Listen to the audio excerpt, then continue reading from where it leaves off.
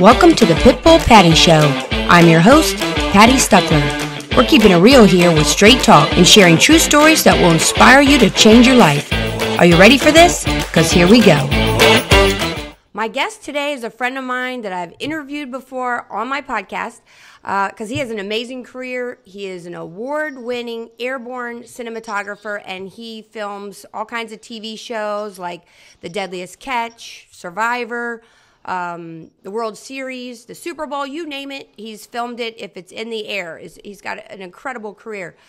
But he's also a best-selling author, and today he's going to share an incredible true story of crime that involves a location that I think that most people would never even worry about. So a place that you would always think would be safe, and that's your child's school bus stop. So it's featured in his newest book, What Lies Above the Clouds. So he's going to share this incredible story with us. Welcome, David Allen Arnold. Welcome, Pitbull Dave. Patti. Oh my goodness. I'm so thrilled to be on your show again. Thank you so much. Oh, you're welcome. I'm so excited to have you back on. And I know your second book, What Lies Above the Clouds, just came out. I know it's very different from the first book. And in fact, I just ordered it. So I haven't had a chance to read it yet. But I am so anxious myself, in fact, to kind of hear a lot of the details as far as what could possibly happen mysterious and dangerous at a bus stop. So what's going on? Let's just say I have a gift for getting into trouble. And I'm very honest in my first book, Help from Above. I talk a lot about the situations that I stroll into that no thinking person would ever get involved with. I mean, in book one, I found a vicious, angry dog running in traffic, running in the streets. And I spent 3 hours trying to get a leash on this horrible fur dragon of a dog. And nobody would do that. Animal control wouldn't even waste time on a dog like this. And then I wasn't done there. I said, well, I can't keep a dog. You know, what am I going to do? So I bought the dog an RV. And so you bought the dog an RV. I did. I bought the dog an RV, and then I had to buy a pickup truck to pull the RV because my car was too small to pull it. And so I did all of that, and I mean these are things that no thinking person would ever even entertain doing. And for me, it's normal. And then the problems that I have and the trouble I get into as a result of that are just ridiculous. And yeah, so when an organized crime ring took over the school bus stop in my little town, and I do talk about this in What Lies Above the Clouds. You know, I basically became surrounded by killers, and so these gangsters were roaming the streets. When I first started to search for one of their victims who had disappeared from their school bus stop location, I had to hide in the bushes around the school bus stop. So I'm creeping around the school bus stop, looking through the woods to try and see if there were any clues to this person who had disappeared. And while I was doing that, I had to hide so that the gangsters wouldn't see me.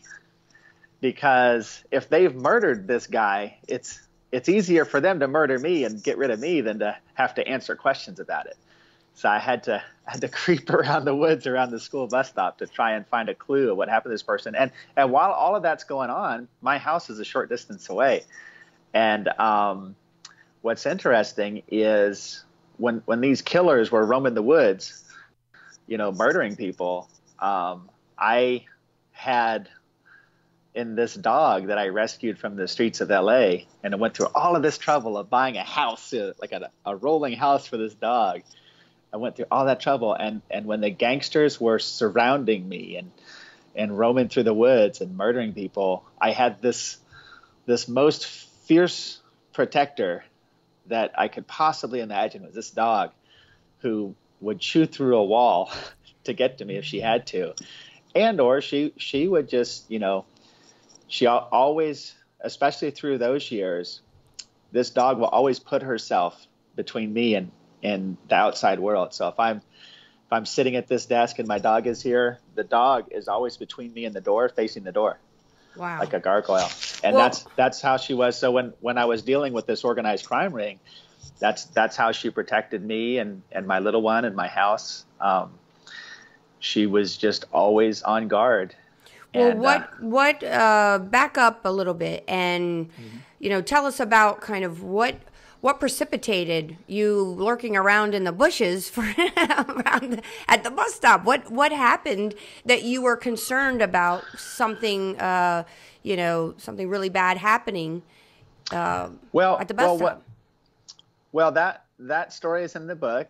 And basically, I was out of work at the time. So I was just hanging around my house. And I love where I live. It's a very beautiful, spiritual mountaintop realm. My house sits on top of this mountain looking over the city of Los Angeles, which is a mile below us. And it's just this magical place. It looks like something out of Lord of the Rings. And cool. And so in this tiny town of 87 people, one of my neighbors walked up to me. I'm sitting at my house, and he said, "Dave, there's some weird going on in town." And I said, what is it? He said, "No, there's these scary looking guys hanging around the school bus stop." And I literally said, "In Sky Forest?" I mean, what the hell? With 87 people? This is the most, it was prior to that day. It was one of the safest towns in America. And so that was shocking. So I walked around the corner to the school bus stop. And sure enough, there was an army of tattooed thugs at the school bus stop. And I'm doing a quick head count, and I go, there's more people here than live in Sky Forest. And they're all scary looking. And so I asked the nearest gangster what kind of a business this was, because it used to be a doctor's office. And it ain't a doctor's office now. And I asked the nearest gangster, I said, what kind of business is this? What are you guys doing here? And he looks at me and sizes me up, and he goes, "I can't tell you, it's a secret." And he keeps walking. So now I got an army of bad guys hanging around, smoking cigarettes, yelling, profanity. I mean, it just looks like it looks like a prison yard. And not 4 feet away are small children standing there waiting for the elementary school bus.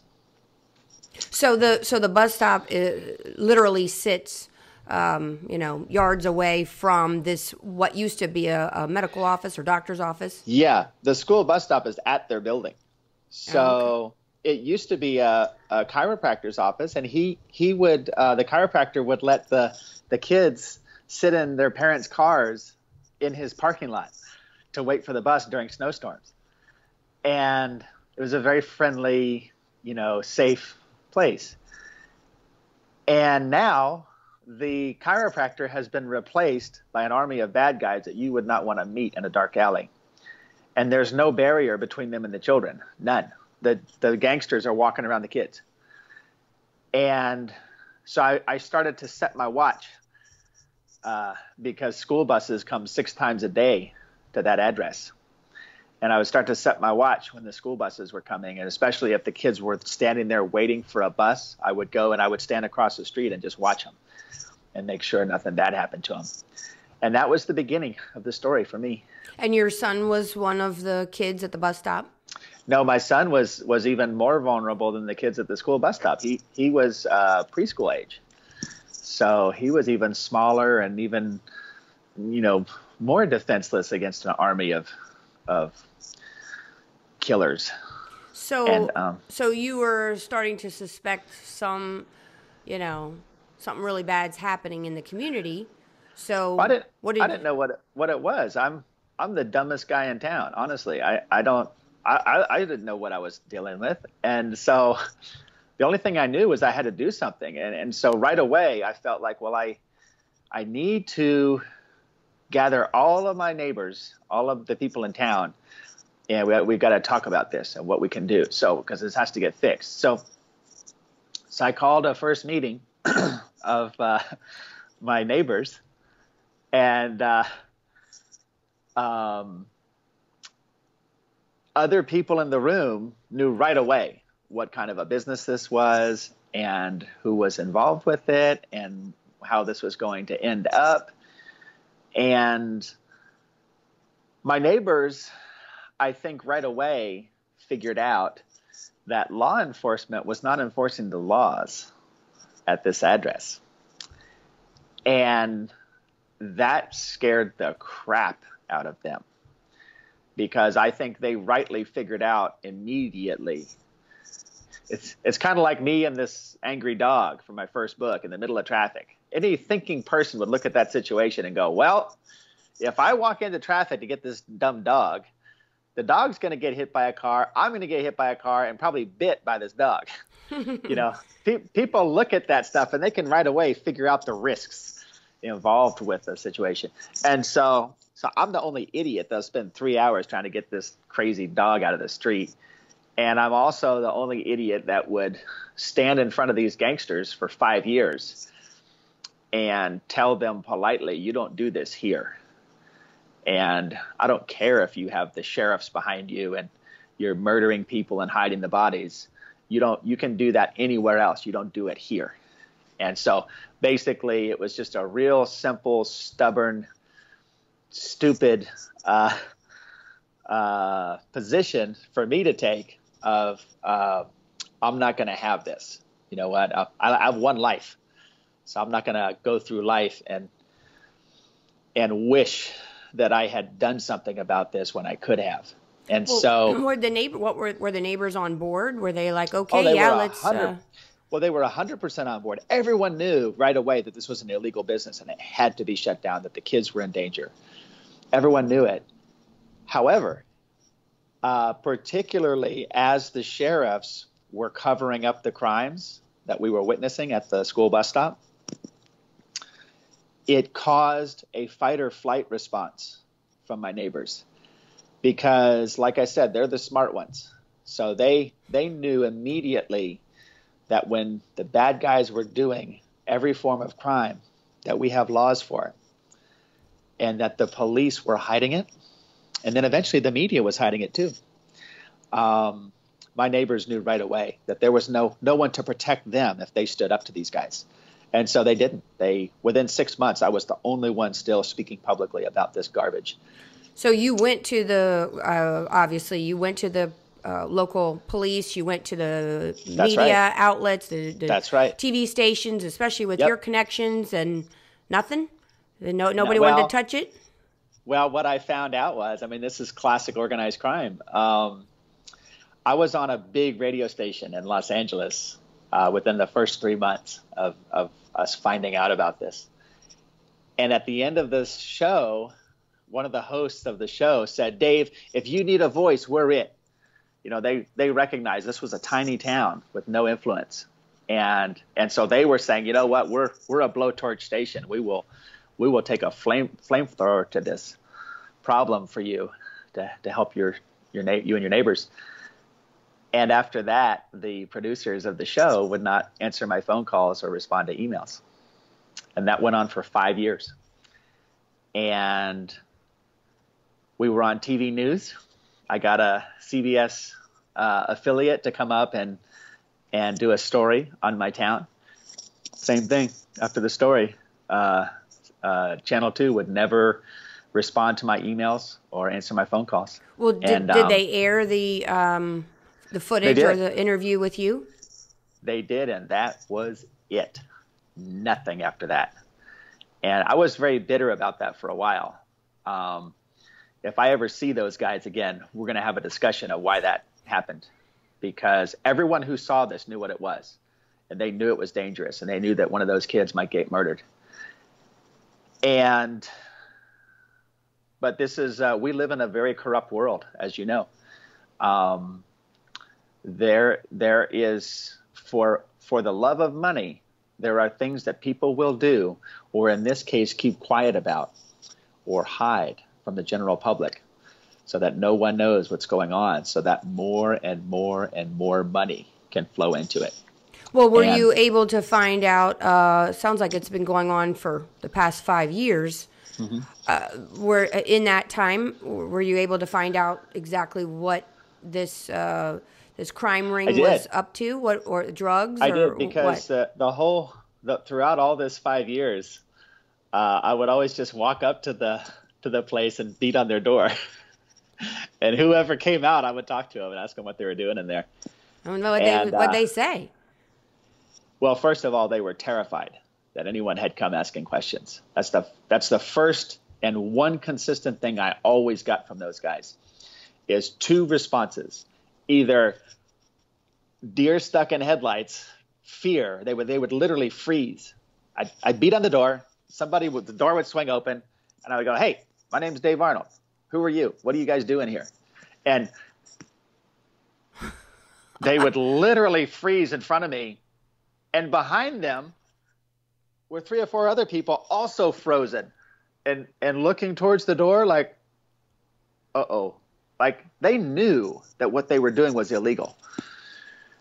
And they were terrified to say anything because, they would incriminate themselves and get in trouble. And the people who ran their illegal business might fire them. I don't know. So, so that was the response I always got when I went there. Or I would get these beefy gangsters that would charge out of the place like a heat-seeking missile. Get out of here, MF, or we're going to kill you. And so I would say, what's that? I can't hear you. Come closer. Come talk to me. And I would say, good morning. I didn't catch your name. Come over here. I can't hear you. And I didn't know this would happen, but that scared them more than anything.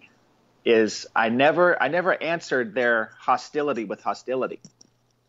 I was always very polite and friendly and well, they probably thought you were nuts. They probably thought you were like literally this crazy guy. What I did for 5 years is I documented everything that I saw and heard and felt at this place. With footage? Everything. I filmed it. I photographed it. I wrote down what happened. I would, if someone would come across the street, if I could get them to come close enough, I'd get their business card. I want to know their name. I want to know who they are. I want to know what they do. What's your title? What is this business? And one guy and I went back and forth. One of their businesses was a hotel. Well, they had no hotel license. So this hotel was operating fully illegally for 5 years. I have a stack of government documents that say that this was an illegal, unlicensed, unpermitted business that the sheriff's captain, our highest official, said was run entirely by criminals. So when I would go there, I would document everything. So if you answered the door, I would want to know your name. And you would tell me your name. You'd say, "Oh, I'm Pitbull Patti, and I run this radio show, and I have a real estate agency." And because you want people to know more about you and what you do. But if you worked at an illegal business that is making over $100 million a year illegally, it would terrify you that someone was asking what your name was and who you are and what your role is in that business, which is exactly what I would do when I went there.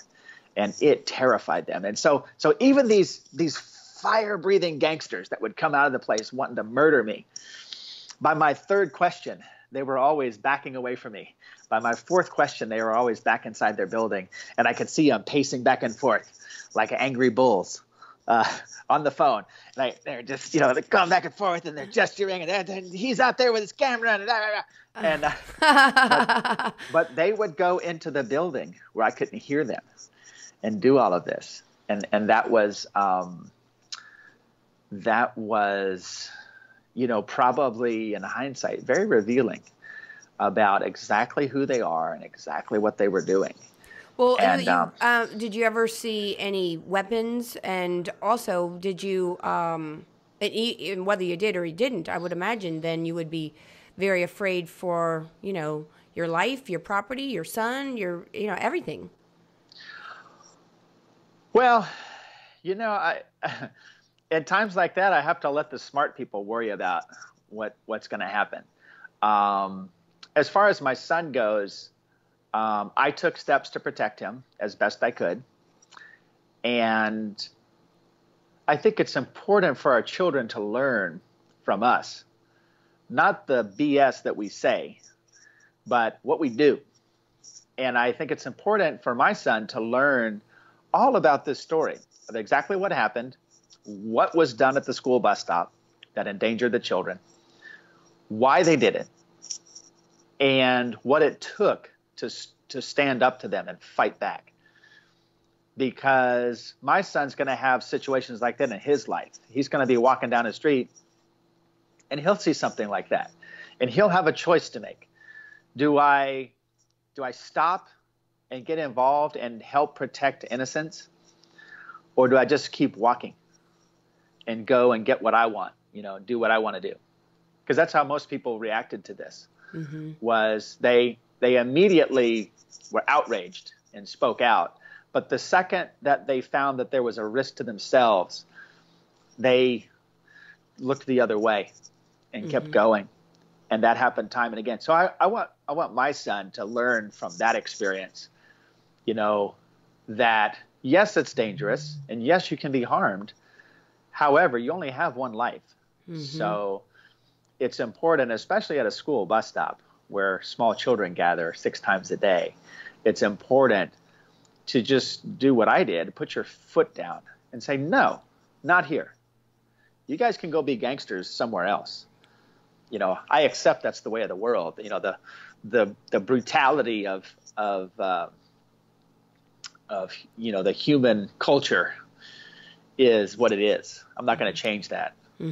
But you don't do that here at this spot. Well, I think that's a really good point too, Dave. I mean, I love that. I think if, like you said, if you even when it's that you have personal risk involved and can be very frightened like everybody else, you've got to stand up and by your actions, not just by saying it, you're showing your son everything, how to be, how to stand up for yourself. So that's fantastic. In fact, didn't you? I know there were some things that were really that you saw that were pretty. Well, let me just ask you, what's the worst thing that you saw or experienced as far as what they did in the town?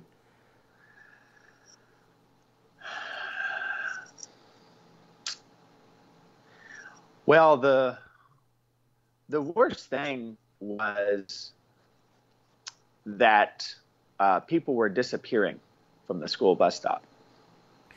People like children were disappearing? You're talking about children? No, as far as I know, the kids all survived. I did interview one of the dads from the school bus stop who said that one of the gangsters tried to run over his daughter with their van. And he's a smart guy. And he said it was not a misunderstanding. He said this gangbanger tried to hit his daughter with the van. And I document in detail those vans. I document in detail that one of those van drivers was on a most wanted list. And so for this 5-year period, people were disappearing from there at an illegal business for which there are no records. And one of their fronts, one of their facades was a hotel. So now I've got a hotel business that is completely off the books.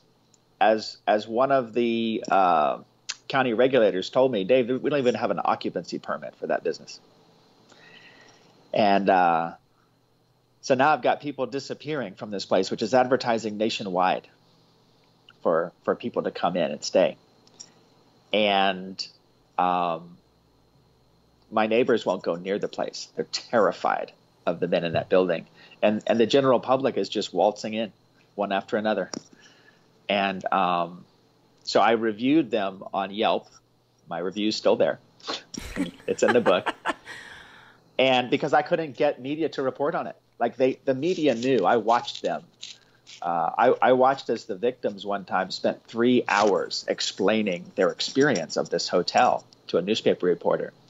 And then I read the article, and the newspaper reporter didn't print one word of the truth. The only thing that went into that newspaper story was what the crooked, corrupt politicians said about it, which were lies. And this reporter knew, because this reporter had spoken for 3 hours to the parents of a young man who disappeared from that hotel, and none of it went into the story. Was anybody who disappeared ever found? I mean, any? Oh, absolutely. Yeah, we found one of the victims who had been murdered and hidden behind the hotel for 8 months. So you found a body? Yes. So basically, this young man had disappeared from the school bus stop. And so I wouldn't recommend this, but my approach to it was to ask the killers what they had done with this guy who we knew had disappeared from the school bus stop. And they didn't come right out and tell us. But I learned a lot through this. And I learned that sometimes when bad guys get away with murder, they feel kind of sick inside about it. And whatever bad element they have, their violent persona, they also have a good element. And that good part of their spirit has to come out and feel sick and out of balance. If, in this case, if they get away with murder and no one ever comes after them and makes them pay for it. And so that was how I learned a lot about bad guys. Well, first off, that's an interesting perspective. I've never heard anybody say that before, but I mean, it makes sense that even the worst hardened criminals it'd be probably with you, since you were not being confrontational and you weren't name calling. You were very persistent, but still nice. Well, in fact, I appealed to the good side of their nature. I said, hey, I've got this kid's family here, and I'm just trying to help them out. Can you guys come and help me help them? Because even bad guys have parents. Yeah. Okay. Yeah. And whatever wrong has transpired, whatever evil has taken place, these bad guys, when they look at the parents of the victim, I think they can understand that that's just like their parents. And so I was hoping that they would feel, oh man, if that was my mom or dad, I would want someone to help them. So I was hoping that they would feel that way and want to come out and give us a hand. And so did they show you where the body was, or they just basically they did. Tipped you off? They led us. Yeah, they led us to the body. We found the body within 4 hours, and he had been missing for 8 months. And how old was he? How old was he? The Was boy? 21. He was 21 years old. Oh my God! Wow. Yep. And he checked into the hotel and never checked out. Wow. So this is all covered in the book. Yep, it's all covered in the book, day by day. You get to see my experience of it, what I went through, talking to my neighbors about it, and how I handled it, how they handled it, which isn't easy, and it's still being handled. That's I think that's the important message of this book, is that when someone is making $100 million a year illegally at a school bus stop, you can look the other way, which is what everyone did, including the media, including law enforcement. You can look the other way, or you can say, you know what? I don't want to live like that. You can have crime and corruption anywhere, but just not here. I don't want you to have that here, because children are standing at this address 6 times a day, and so I hope that readers of the book will share the story, will talk about it, will call their congressman and say, please, send law enforcement to fix this and to catch the people who allowed this to happen and to set things right. So there is no resolution. I'm hearing that they're Nope. still there. In fact, the kid that we found murdered that murder's never been investigated. Wow, that's that's incredible. So I know you're working on a third book. Are you planning on writing whatever happens? Well, the third book will include whatever happens next. So really, it's up to people listening to this podcast and any other media that you do, it's up to people listening to call their congressmen and women and really try to get this push to get this story investigated. It sounds like it starts very simply. It starts with just buy the book. The ebook is $8, $8.95 on Amazon. It's cheap. You can get it. The paperback is $18.95. This is not a lot of money. So just buy the book, read it, talk about it, share it, tell your friends about it. Spread the book around. And then, absolutely. I think that it's important to contact. That's why we have congressmen, is for stuff like this. And I will say on the positive side that the FBI asked to read book 2 before it came out. And I gave it to them, and I gave them everything. I walked into the FBI offices with a suitcase full of hard drives, and they about fell out of their chairs. They were flabbergasted with what was in those hard drives. Wow. So all the footage that you took. Everything. All of my information. All your information, everything you've documented, you gave to the FBI. Names, addresses, social security numbers. So do they tell you, do they give you the, the inside courtesy to tell you whether they are investigating it? No, they said we're not going to ever tell you what we're doing. But while I was there, they were assigning U.S. attorneys to the case. Okay, so they may be, sounds like they are starting to investigate it. I'm hopeful that if enough people start to talk about what happened at this school bus stop, that the FBI will get the resources that they need to build a case against all the bad guys that either did this or allowed it to happen at a school bus stop for 5 years. And this is Sky Forest, California. Sky Forest, California. It's a tiny town in the mountains above Los Angeles. In fact, isn't there is it Sky Forest where there's like a winter wonderland type place up there, like a Christmas? There is. We have a Christmas theme park that tourists from all over the world have been to for I think 50 years. It's the theme park is older than Disneyland, and during this 5-year period, the corrupt officials in my area kept Santa's Village closed, and they kept this illegal business with killers at a school bus stop for the same period of time. They kept it open illegally. Wow. So Santa's Village, which is that theme park, that's not open anymore? No, it did open. It opened, I think, 2 years ago. So it was closed for like 2 or 3 years? The whole time I'm documenting this crime ring at the school bus stop, Santa's Village right next door is padlocked by county officials. Wow. Nobody could go in there. Wow. Sounds like, you got a lot of really corrupt politicians and maybe even some police where somebody's got to start following the money, and that's going to give you a lot of answers as to why nothing's been done about this. It is unthinkably corrupt. And I absolutely believe that if we're going to live in a safe country, that this has to be found out and corrected. The people who did this garbage, the people who allowed it to happen for this length of time, must be brought to justice. I believe that. I think that's, I'm really happy to have you share your story, and I will do my best to promote it, and I hope everyone listening will do their best to promote it, because it sounds like a 21-year-old died with no investigation, and it sounds like a crime ring that's allowed to go,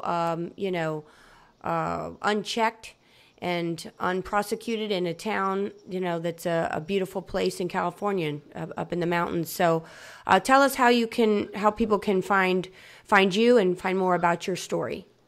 Well, it's very easy. I'm on all social media. So if you look up David Allen Arnold, ALAN, you'll find links to my Instagram, my Facebook, my Twitter, YouTube, and you can start to see what I do, who I am, and some of what's in the books. And then the books are on Amazon. So if you search for my name, David Allen Arnold, or if you look for the title of book 2, which is What Lies Above the Clouds, you'll find it right away on Amazon. And that's important, because you and I were talking about different, staffers that for different congressional offices. And I really believe that we're at any given time, we're 24 hours away from this story going nuclear ballistic, because I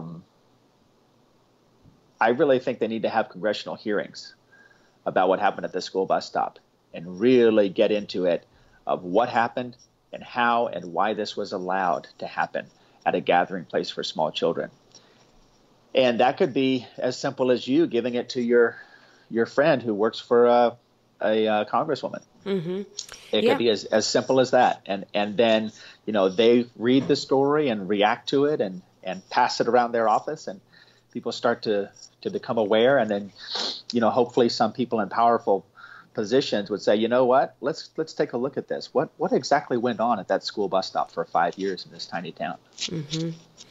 Well, I hope that's what happens, and that will give you. I hope then, therefore, there'll be a great ending for book 3 when this story, because obviously this story is still in the making. So I really want to thank you for coming on, and Dave, and sharing this incredible true crime story. It's absolutely fascinating, disturbing. And, I hope people really, and I know myself, I will help to promote it and get it into some hands of people that could do something about it. Well, thank you, Pitbull Patti. That's, we really need a Pitbull right sounds like at least you got one at your house, right? Yeah, that helped me a lot. And I think that's what we really need. It's time to turn that on and as a country and come together and say, you know what? We can do better at a school bus stop than what happened here. Absolutely. Well, thanks again, Dave, and we'll be in touch. And thanks for coming on the Pitbull Patti Show. Thank you so much for having me. I always love talking to you, and I'm a fan of your show. I love listening to it too. So thank you very much for having me. All right. Well, thanks, Dave. Well, this wraps up this episode of the Pitbull Patti Show, and we'll see you next time.